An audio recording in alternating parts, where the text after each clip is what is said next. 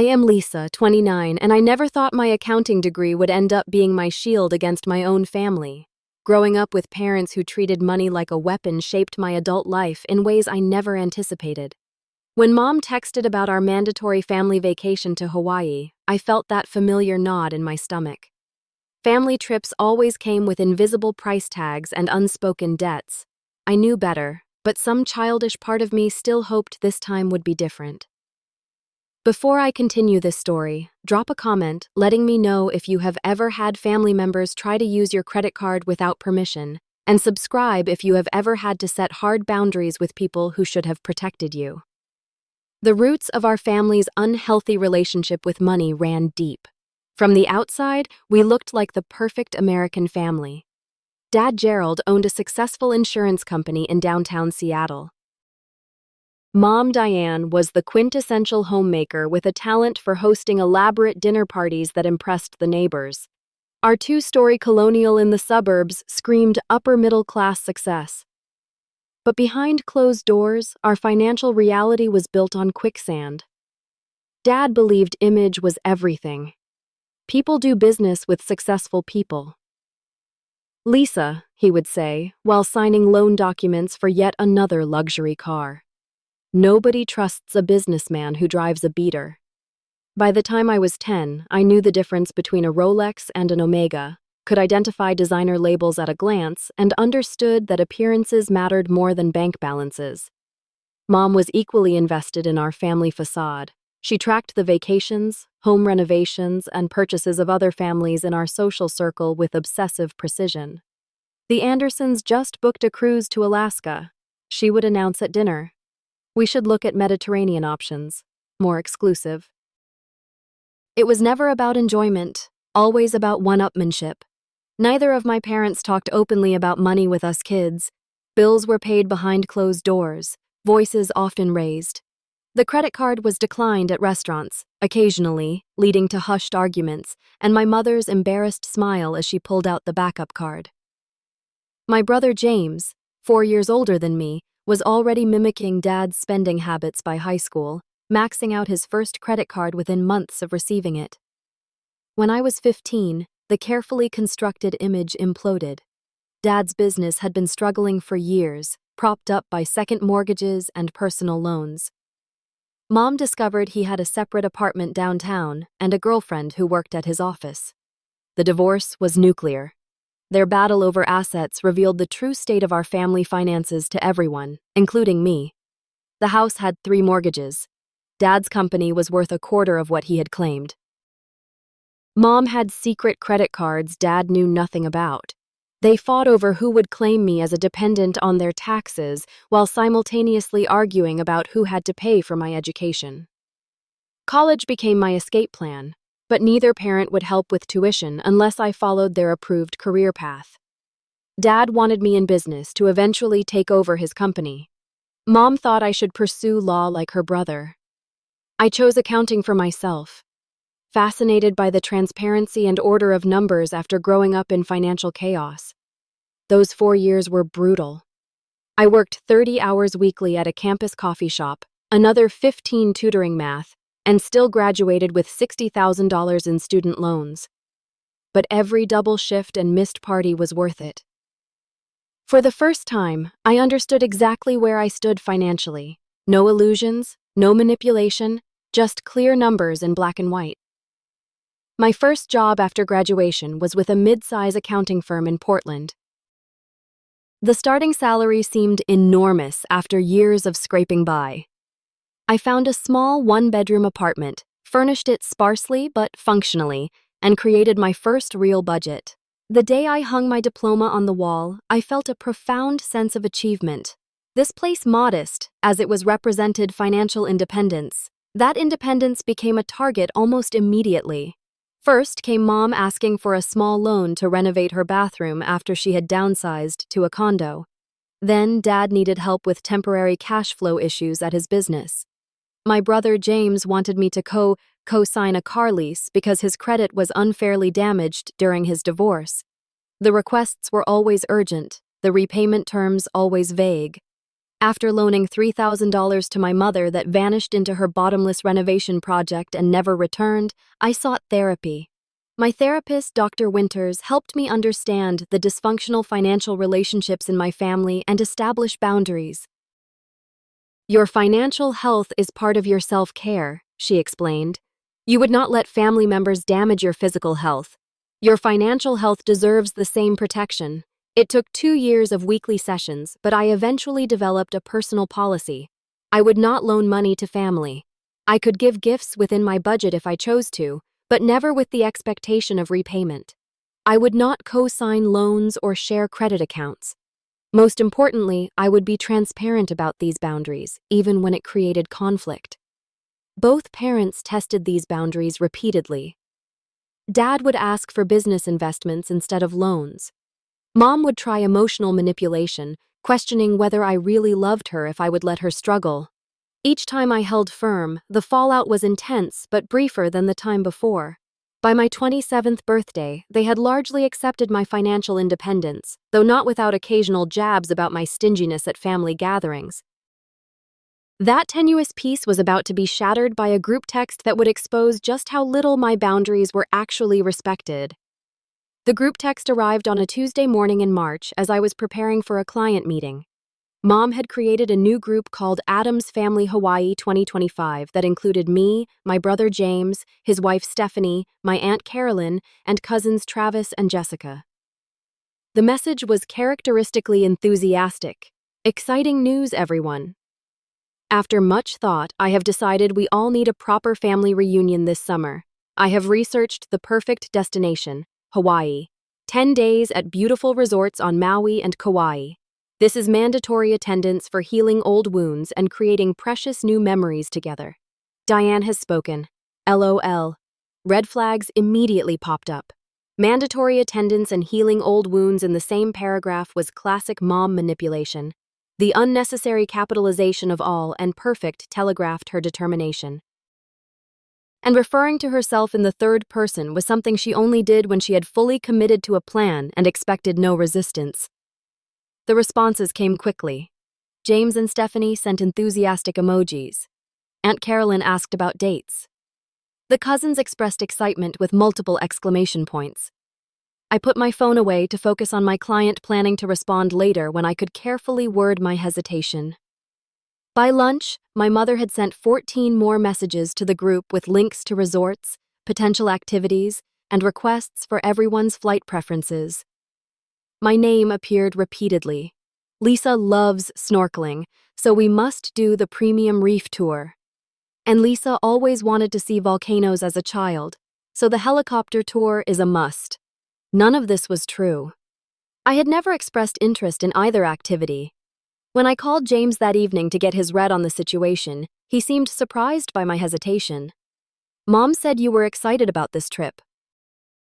He said, she mentioned you two discussed it last month. That never happened. I replied, this is the first I am hearing about any of this. James sighed. Well, that tracks. Mom has been talking about this trip for weeks, but every time I asked if you were on board, she changed the subject. The pressure continued building over the next few days. Mom created a shared digital vacation folder with a detailed itinerary, accommodation information, and activity planning sheets. Each hotel was 5-star, each activity premium priced. A shared expense tracker spreadsheet appeared, but remained conspicuously empty of actual numbers. Each time I tried to ask about costs in the group chat, my questions went unanswered or were deflected with comments like, we deserve this splurge after everything we have been through, or life is short, worry about money later. Meanwhile, I was receiving private messages from family members that revealed the manipulation happening behind the scenes. Aunt Carolyn texted, so glad you convinced your mother to plan this. She says you have been pushing for a family trip for ages. Cousin Jessica wrote, your mom mentioned you might help with some of the activity costs since you are doing so well at your job. So generous of you. These messages sent my anxiety spiraling. Mom was clearly setting me up to foot a significant portion of the bill while simultaneously telling everyone this trip was my idea. Classic triangulation, just like Dr. Winters had described in our sessions. 10 days after the initial announcement, Mom scheduled a family Zoom call to finalize details. I joined from my office during lunch notepad, ready to ask direct questions about budget and expectations. The call was a masterclass in evasion. Every time I brought up costs, someone would interrupt with questions about dinner reservations or beach access. After 45 minutes of this dance, I finally spoke up firmly. Before we go any further, I need to understand the expected costs for each person. I have my own budget to consider. The momentary silence was broken by my mother's dismissive laugh. Oh, Lisa, always so concerned about her precious budget. Flights are $1,000 each. Hotels will be about $300 per night, but we are splitting rooms to save money. Activities will depend on what we choose, but set aside another $2,000 to be safe. If you cannot afford it, stay behind. The deliberate shame in her tone was familiar, designed to make me feel cheap and childish for asking responsible financial questions. Everyone on the call shifted uncomfortably, avoiding their cameras. I kept my expression neutral despite the internal fury. Thank you for clarifying. That helps me plan. I responded calmly already, knowing I would not be spending $5,000 on a trip designed without my input. My measured response seemed to satisfy her, and she immediately pivoted to discussing luau options. I remained silent for the rest of the call, observing how she had positioned herself as the generous planner while making me the difficult one for asking basic financial questions. After the call, I drafted a polite message declining the trip, citing work commitments. Before sending it, I decided to sleep on it, wanting to make sure my response was firm but not emotionally reactive. That turned out to be a critical delay because the very next day, everything escalated beyond anything I could have anticipated. Friday started normally. I arrived at the office early to prepare for a client presentation, grabbed coffee from the break room, and settled in to review my notes. At 9:17, my phone buzzed with a credit card alert. Thinking it was just confirming my coffee shop purchase from earlier, I ignored it. Then it buzzed again and again and again. 4 separate purchase alerts in under a minute was unusual enough to warrant immediate attention. I unlocked my phone and felt my stomach drop.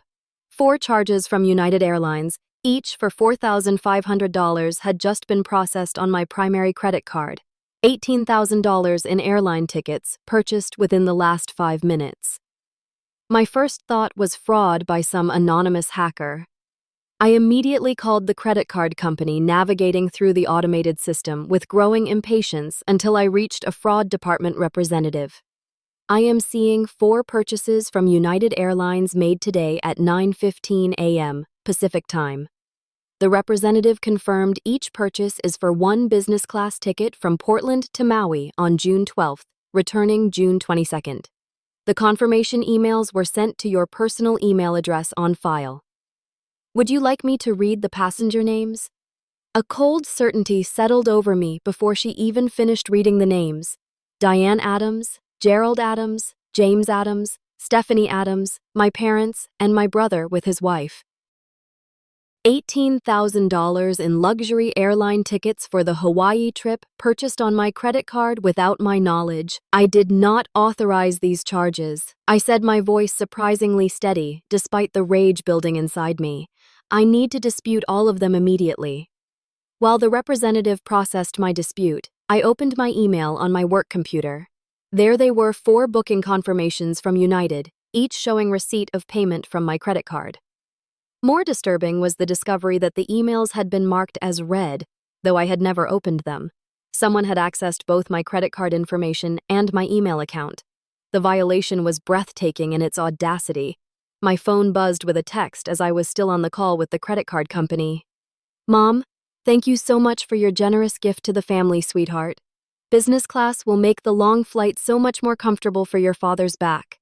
Cannot wait for our special trip together. Love you lots. The calculated timing confirmed everything.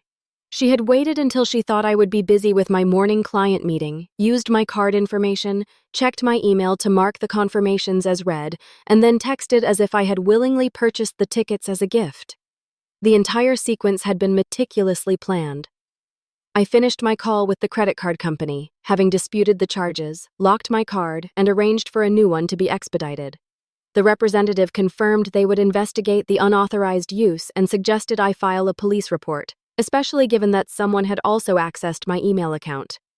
With hands still shaking, I called United Airlines next. The customer service agent confirmed the tickets had indeed been purchased that morning. The booking was made online, she explained. The purchaser used saved payment information from your previous bookings with us. Would you like me to cancel these reservations now that you have disputed the payment?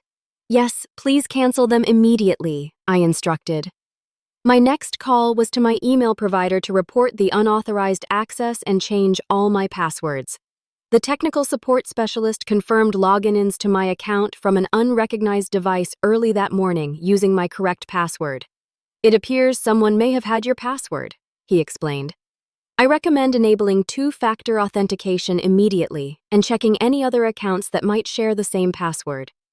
By 11:30, I had locked down my email with new security measures, changed passwords on all my financial accounts, and documented everything with screenshots and call reference numbers. Only then did I respond to my mother's text. I did not purchase those tickets. I have disputed the charges, reported the fraud to my credit card company, and had the reservations canceled.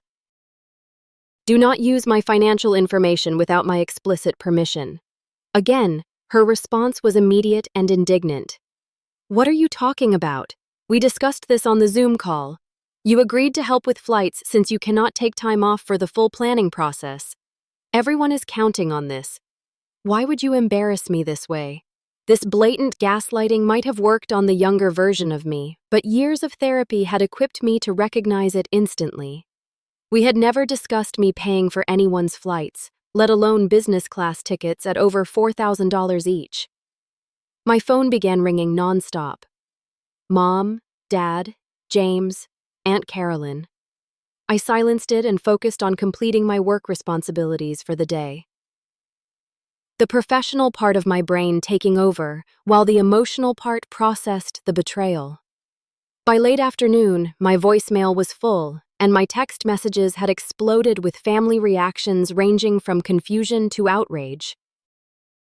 James claimed he had known nothing about the tickets until Mom called him crying about my taking back my gift. Dad demanded I call him immediately to sort out this misunderstanding. Aunt Carolyn sent a lengthy message about family support and how money concerns should never overshadow blood bonds. As I drove home that evening, I felt surprisingly calm. The boundary violation was so extreme that my usual anxiety about family conflict had been replaced by absolute certainty. This was not a gray area or a misunderstanding. It was financial fraud, identity theft, and a deliberate betrayal of trust by the people who should have protected me. That certainty would be tested sooner than I expected. As I pulled into my apartment complex parking lot, I spotted my father's black Mercedes in a visitor space. He was leaning against the hood, arms crossed, waiting for me. Dad straightened as I parked beside him, his business smile already in place. At 62, Gerald Adams still maintained the polished appearance of a successful executive from his tailored suit to his professionally whitened teeth. Only the tight lines around his eyes betrayed his tension as I approached. "Lisa, sweetheart," he began, moving to hug me. I stepped back, maintaining distance. "Why are you here, Dad?" I asked, clutching my keys tightly. "And how did you know where I live?" "I never gave you this address." He waved dismissively. "Your mother has it in her emergency contacts list. Listen, we need to talk about this little misunderstanding with the tickets." "There is no misunderstanding," I replied, walking toward my building entrance. "Mom used my credit card without permission to buy $18,000 worth of airline tickets. That is fraud, not a misunderstanding."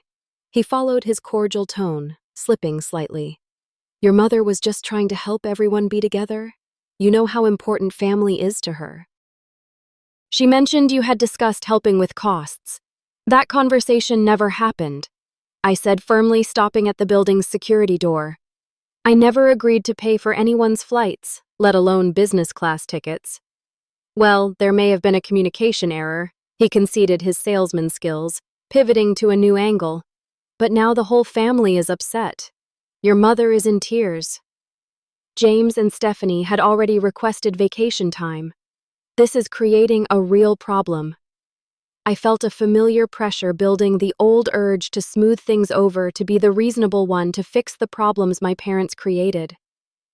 I took a deep breath, remembering Dr. Winter's advice. You did not cause this. You cannot control it, and you are not responsible for curing it. The problem was created when Mom stole my credit card information and accessed my email without permission. I stated clearly, I have reversed the charges and reported the fraud. That is the appropriate response to financial theft. Dad's facade cracked. His face flushed as he stepped closer.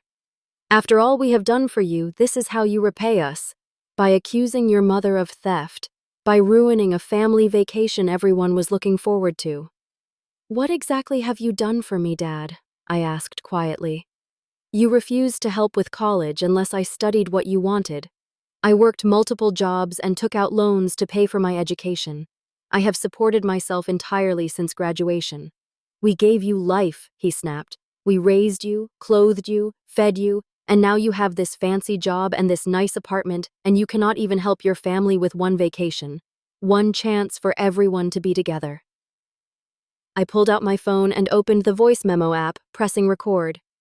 Something in Dad's escalating tone warned me to document this conversation. Did you know Mom was going to use my card without asking? I asked directly. He hesitated, then deflated slightly. We discussed options. Your brother's credit is maxed out from the divorce settlement. Your cousin Travis is between jobs.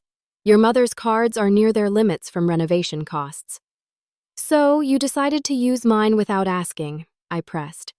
We were going to tell you after, he admitted, presented as a done deal, so you could not overthink it and back out. Your mother thought you would be more agreeable once everything was booked. The casual way he described their premeditated financial theft was stunning. Have you and Mom done this before? Used other people's cards without permission? His silence was answer enough. Your brother needed help with some expenses last year. He finally said he could not qualify for a loan. So your mother helped him by using your cousin Jessica's card. It all worked out fine. Jessica was upset at first, but came around when we explained the family emergency. I felt sick, so this is a pattern. You and Mom just take what you want from whoever has available credit. Do not be so dramatic, he snapped. Families help each other. Sometimes that means sharing resources. You have plenty of money and barely any expenses. You could easily afford to help with this trip if you were not so selfish. I am ending this conversation, I said, reaching for the door scanner. Please leave or I will call building security. He grabbed my arm, his grip tight enough to make me double S. You need to fix this before it gets worse, he hissed. Your mother has already told everyone you generously purchased the tickets. If you reverse that now, you will tear this family apart. Is that what you want? To be the one who destroyed our chance to be together? I pulled away. What I want is for my family to respect basic boundaries and laws. Using someone's credit card without permission is illegal. I will not protect you or Mom from the consequences of your actions anymore. You ungrateful little, he snarled, all pretense. Gone. We should have known you would turn out like this, always thinking you are better than the rest of us with your fancy degree and your budgets. If you go through with this dispute, do not expect to be welcomed at family gatherings again. You will be cut off completely. I held up my phone so he could see the recording in progress. Thank you for making your position so clear. I think this conversation is over. His eyes widened as he realized I had recorded his threats. Without another word, he stormed back to his car and peeled out of the parking lot. Inside my apartment, I collapsed onto the couch, adrenaline finally giving way to exhaustion. My phone continued buzzing with messages. A text from James caught my eye. I am so sorry. I knew they were planning something, but did not know they would use your card. They have done this to me before, too. Can we talk tomorrow? Another from my cousin Jessica. Just heard what happened. They did the same thing to me last year with James's car repair. Claimed it was a family emergency. Cost me $3,000 I never got back. These messages confirmed what I had suspected. The problem was far more extensive than just today's incident. My parents had been financially abusing multiple family members, creating a web of obligation and manipulation. I spent a sleepless night researching identity theft, family financial abuse, and protective measures. By morning, I had a clear plan for protecting myself, but I still underestimated just how far my family would go to maintain their system of financial exploitation. Saturday morning brought a message from my mother announcing an emergency family meeting at Aunt Caroline's house that afternoon. All family members must attend to resolve this unfortunate situation, she wrote. 2:00 p.m. Sharp. This affects everyone. My instinct was to refuse, but a follow-up text from James changed my mind. Please come. I think it is time everyone heard the truth. I will back you up. I arrived at Aunt Caroline's suburban home at exactly 2, steeling myself for confrontation. The scene inside was worse than I had imagined. Not just my immediate family, but the extended clan had assembled Aunt Caroline and Uncle Roger cousins Travis and Jessica with their spouses, even my elderly grandmother, who rarely left her retirement community. 14 people in total, all wearing expressions ranging from concern to outright hostility. Mom had positioned herself center stage in the living room, eyes red from what appeared to be recent tears. Dad stood behind her, one hand on her shoulder in a show of unified support. The staging was deliberate, designed to cast them as the wounded parties. Lisa, Mom began as I took the only empty seat we have called this meeting because your actions have affected the entire family. Everyone was looking forward to this healing vacation, and your sudden reversal has caused tremendous pain and confusion. Before I could respond, Aunt Caroline jumped in. Your mother has been planning this for months, Lisa. She wanted it to be special for everyone, especially after the difficult years we have all had. I cannot understand why you would agree to help and then publicly embarrass her this way. I never agreed to purchase tickets for anyone, I stated firmly. I never offered to pay for any part of this trip.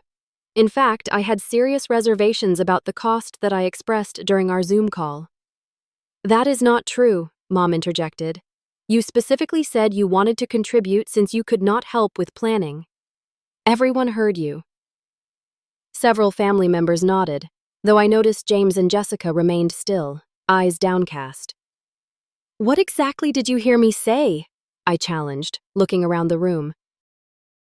Can anyone quote my exact words where I offered to spend $18,000 on business class tickets? The uncomfortable silence was broken by Uncle Roger. Well, I was not on the call, but Diane said you had agreed to handle the flights as your contribution.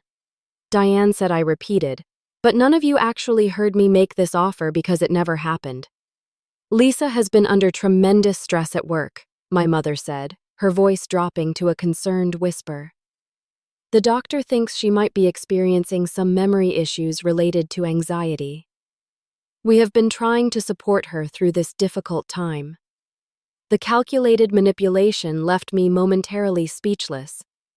My mother had just suggested to our entire family that I was mentally unstable and experiencing memory loss, a condition she had completely fabricated. What doctor? I finally managed. I am not seeing any doctor for anxiety or memory issues. Mom exchanged a meaningful look with Dad. Sweetheart, we do not need to discuss your private health matters in front of everyone. The important thing is that we support you while making sure this special family time is not disrupted. The gaslighting was so blatant, it was almost impressive.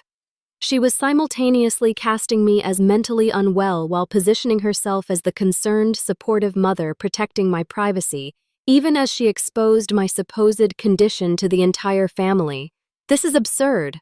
I said I am not having memory problems or seeing any doctor for such issues. What happened is very simple. Mom used my credit card without my knowledge or permission to purchase airline tickets. When I discovered the unauthorized charges, I disputed them and reported the fraud as any reasonable person would do. Why would your mother need to steal your card information? Grandmother asked, genuine confusion in her voice. You offered to help with the trip. Everyone heard about your generous gift. Everyone heard from Mom, not from me, I clarified. I never made such an offer. This is exactly what the doctor mentioned, Mom interjected smoothly. These confabulations where she creates alternate versions of events. We need to be patient with her. The room shifted uncomfortably, and I saw the trap closing. No matter what I said, it would be dismissed as evidence of my supposed mental instability. It was a masterful manipulation technique, one that rendered the victim's testimony inherently untrustworthy. Unexpectedly, Jessica stood up. "I believe Lisa," she said quietly. "The same thing happened to me last year. Aunt Diane said there was a family emergency with James's car and used my card to pay for repairs. She said James would pay me back within a week, but that never happened. When I brought it up later, everyone acted like I had agreed to give the money as a gift."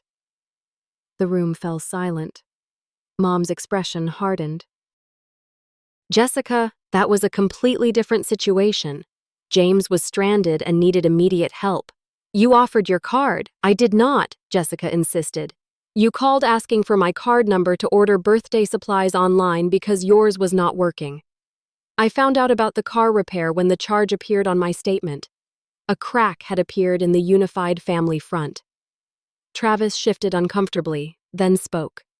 "They used my card for the deposit on Mom's kitchen renovation last summer. Said it was just temporary until the home equity loan came through. The loan was denied, and I was stuck with the $8,000 charge." One by one, similar stories emerged. Cousin Michael's card used for grandmother's new furniture. Aunt Caroline's daughter Emma stuck with Uncle Roger's medical bills. Each incident followed the same pattern. Urgent need, temporary use of someone else's credit. Promises of repayment, then gaslighting when the victim questioned the unpaid debt. James finally broke his silence. "Lisa is telling the truth. Mom and Dad have been doing this for years. They did it to me so many times I maxed out all my cards and ruined my credit. It contributed to my divorce when Stephanie discovered the debt I had been hiding." Stephanie nodded grimly. "We nearly went bankrupt because of loans and credit card debt James took on for his parents. When we tried to discuss it, they told everyone we were being selfish and ungrateful. Mom's tearful victim act vanished, replaced by cold fury. I cannot believe my own children would attack me this way after everything I have sacrificed for you. We only ever borrowed when there were no other options and always intended to repay when circumstances improved." "When have circumstances ever improved?" James asked. "When have you ever repaid anyone? My credit has been destroyed for 3 years now. I cannot even rent an apartment without Stephanie's name on the lease." Dad stepped forward, voice tight with anger. "That is enough. We did what we had to do to keep this family afloat.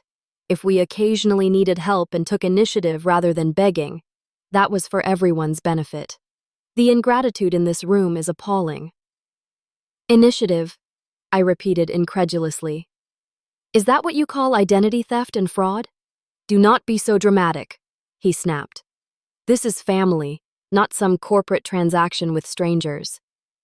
"Family does not steal from family," I countered. "Family does not lie and manipulate and gaslight when confronted with their actions." "If you pursue this any further," Dad threatened, "you will no longer be considered part of this family. I promise you that." The room grew tense as the true dynamic was laid bare. This was not about a vacation or airline tickets. It was about control and a long-established pattern of financial abuse that had been normalized within our family system. "Before anyone makes threats they might regret," I said, calmly pulling out my phone. "You should know that I recorded my conversation with Dad yesterday when he came to my apartment. I pressed play, and Dad's voice filled the room. We were going to tell you after. Present it as a done deal so you could not overthink it and back out. Your mother thought you would be more agreeable once everything was booked." Then his admission about using Jessica's card for James's expenses, and finally his threatening outburst, calling me an ungrateful little and threatening to cut me off from the family. Grandmother gasped. Uncle Roger's face reened. Aunt Caroline stared at my parents with dawning horror. That recording was made without my knowledge. Dad blustered. "That is illegal." "Oregon is a one-party consent state," I replied. "As long as one person in the conversation consents to the recording, it is perfectly legal." I consented. The family meeting dissolved into chaos. Mom stormed out, Dad following after leveling one final glare at me. Aunt Caroline began questioning Uncle Roger about other financial arrangements he might have made using family members' credit. James and Jessica huddled with me in the kitchen, comparing notes on past incidents and confirming patterns. By the time I left, the family had splintered into factions, years of financial manipulation exposed in a single afternoon.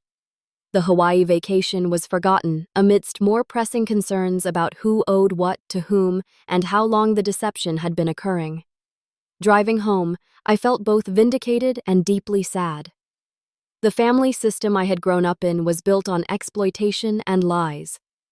But for the first time, the truth was out in the open, and that offered a glimmer of hope for genuine healing, however painful the process might be.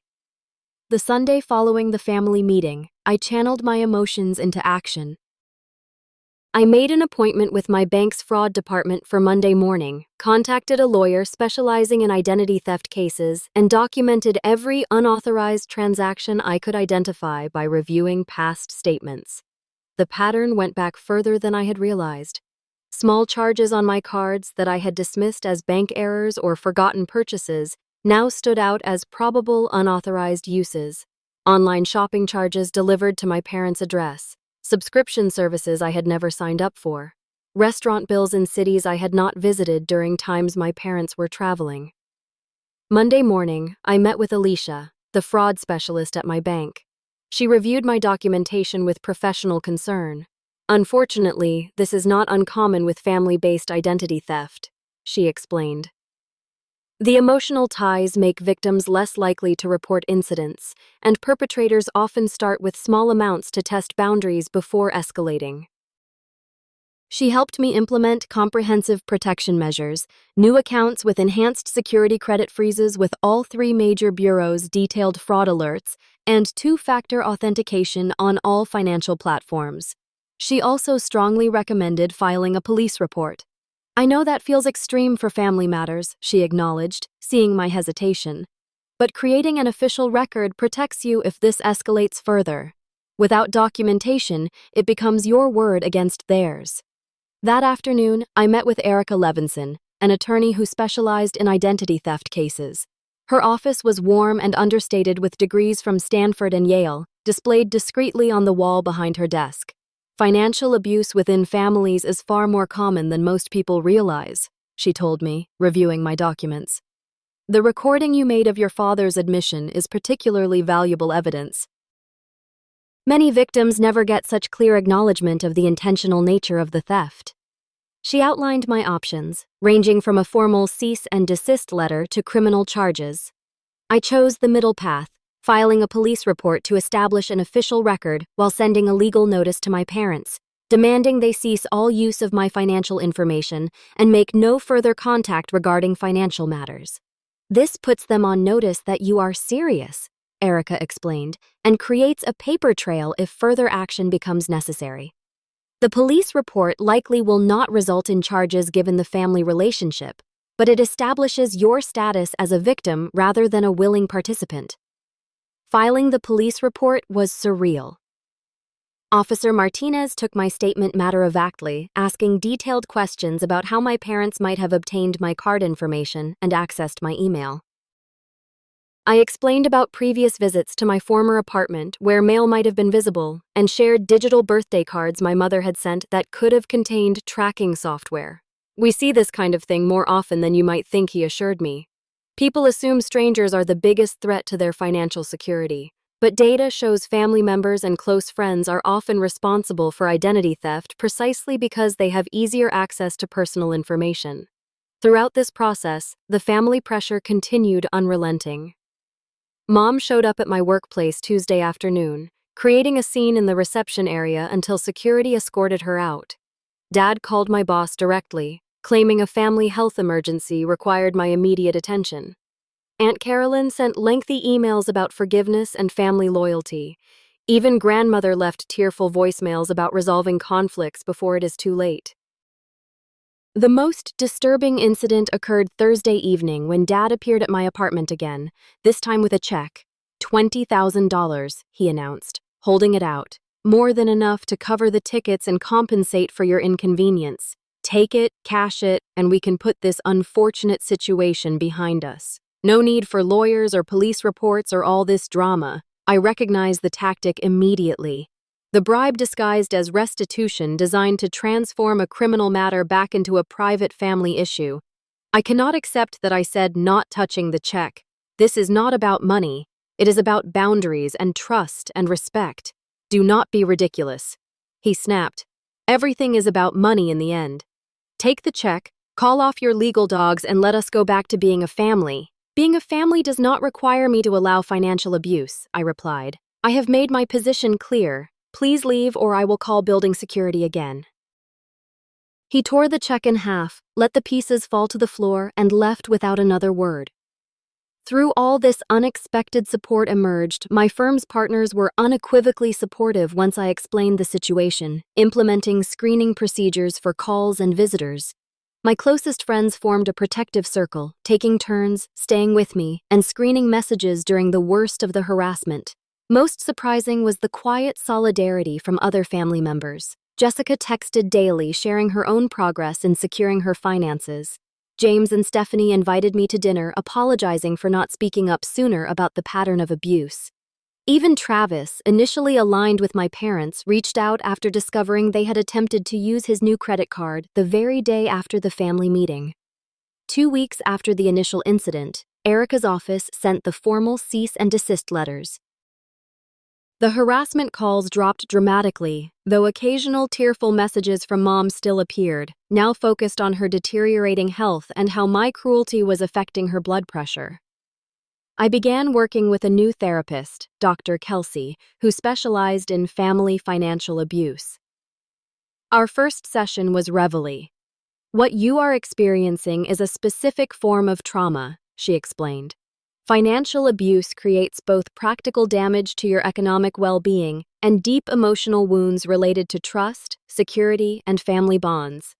Healing requires addressing both aspects. Through our weekly sessions, I began to understand how thoroughly my parents had normalized financial exploitation, creating a family culture where boundaries were seen as selfishness and financial independence as a resource to be tapped rather than respected. Your response has been remarkably healthy, Dr. Kelsey noted in our third session. Many victims remain trapped in cycles of guilt and obligation for decades, unable to break free from the emotional manipulation even when they recognize the abuse. I still feel guilty sometimes, I admitted, when Mom leaves messages about her health problems or Dad talks about family loyalty. That is entirely normal, she assured me. They installed those emotional buttons throughout your childhood specifically so they could press them when needed. Recognizing the manipulation does not immediately disable the emotional response. That takes time and practice. By the 6-week mark, the acute crisis had largely subsided. My parents had stopped direct contact after receiving a second letter from Erica, warning of harassment charges. The extended family had settled into new alliances with most relatives, quietly supportive of my position, even if they were not ready to confront my parents directly. The practical protections were firmly in place: new accounts, enhanced security measures, regular credit monitoring, and legal documentation of the theft. The emotional healing would take longer, but I had the support and professional guidance needed for that journey. As spring turned to summer, the original Hawaii vacation dates approached and passed without mention. The mandatory family reunion had been forgotten amidst the greater reckoning with years of financial manipulation. In its place, a smaller, more authentic connection was forming among those of us who had finally spoken our truths. 6 months after discovering the fraudulent airline tickets, my life had transformed in ways both practical and profound. The external changes were easily quantifiable. My credit score had recovered from the temporary damage caused by the disputes my new financial security measures had prevented 2 subsequent attempts to access my accounts, and the legal matters had been resolved without requiring court appearances. The internal shifts were more subtle but equally significant. The hypervigilance that had characterized those first weeks after the incident had gradually eased into healthy caution. The nightmares about financial ruin had faded. The reflexive guilt when setting boundaries had diminished, though not disappeared entirely. My contact with my parents remained minimal and strictly on my terms. Mom had eventually sent a carefully worded apology, clearly crafted during the financial counseling sessions the credit card company had required as part of their fraud resolution process. It acknowledged the misunderstanding about the tickets, but stopped short of addressing the larger pattern of manipulation. Dad maintained his distance, communicating only through brief, formal emails regarding practical matters like returning mail that sometimes still arrived at their house. The threatened family excommunication had materialized to some extent, with invitations to certain family gatherings conspicuously absent. The loss stung less than I had anticipated. In contrast, my relationship with James had evolved into something healthier than ever before. Free from our parents' triangulation, we spoke weekly, sharing resources and supporting each other's journey toward financial independence and emotional clarity. "I should have warned you about the tickets," he admitted during a Sunday brunch at his apartment. "I suspected what they were planning, but I was scared to go against them." "You have been conditioned your entire life to comply," I reminded him. We both were. Breaking that programming takes time. Stephanie, serving coffee at the kitchen counter, nodded in agreement. "Your parents are master manipulators. They had James convinced his loyalty to them was more important than his loyalty to me, to our marriage, even to himself. That took years to untangle. James's progress was evident in small but meaningful ways. He had opened his first new credit account since beginning credit repair, secured a promotion at work that he might previously have declined as too much pressure, and started setting verbal boundaries with our parents during their pressure, increasingly rare, conversations. My circle of support had expanded beyond family to include a small but dedicated group focused on recovering from financial abuse. We met monthly in a private room at the local library, sharing strategies and successes under the guidance of a financial therapist. It was there I met Elena, whose parents had taken out student loans in her name without her knowledge, and Marcus, whose grandmother had opened credit cards using his social security number when he was still in high school. Their stories echoed elements of my own experience, creating a sense of understanding I had never found elsewhere. The hardest part for me, Elena shared during one meeting, was accepting that people who genuinely loved me could also exploit me financially. Those two realities seemed incompatible until I understood that love and respect are different things. That insight resonated deeply. My parents did love me in their way, but they had never respected my autonomy, my boundaries, or my right to financial independence. That distinction helped me navigate the complex emotions of maintaining distance from them while acknowledging our connection. On a practical level, my financial security had never been stronger. The forced audit of all my accounts had revealed several areas for improvement. From increasing my emergency fund to diversifying my retirement investments, the fraud protection measures had evolved into more comprehensive financial planning. With the help of Mia, a certified financial planner who specialized in recovery from economic abuse. "Most of my clients come to me after some form of financial trauma," Mia explained during our initial consultation. "Whether it is family exploitation, divorce, or identity theft, that violation often serves as a catalyst for taking complete control of their financial lives." That had certainly been true for me.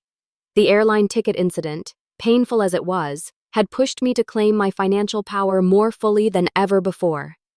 I now reviewed my accounts weekly, maintained meticulous records, and had clear written policies for any financial interactions with others, including friends and colleagues. One unexpected outcome was discovering my passion for financial education. What began as sharing resources with James and Jessica evolved into volunteer work with a local nonprofit that taught basic financial literacy to high school students. Standing before a classroom of teenagers discussing credit scores and compound interest, I often reflected on how differently my life might have unfolded if I had received such information before college. As the one-year anniversary of the Hawaii ticket incident approached, I received an unexpected email from Aunt Carolyn. She was organizing a small family gathering at her lake house and wanted me to know I was welcome with absolutely no expectation of financial contribution. "I have been doing a lot of reflecting on how our family handles money," she wrote.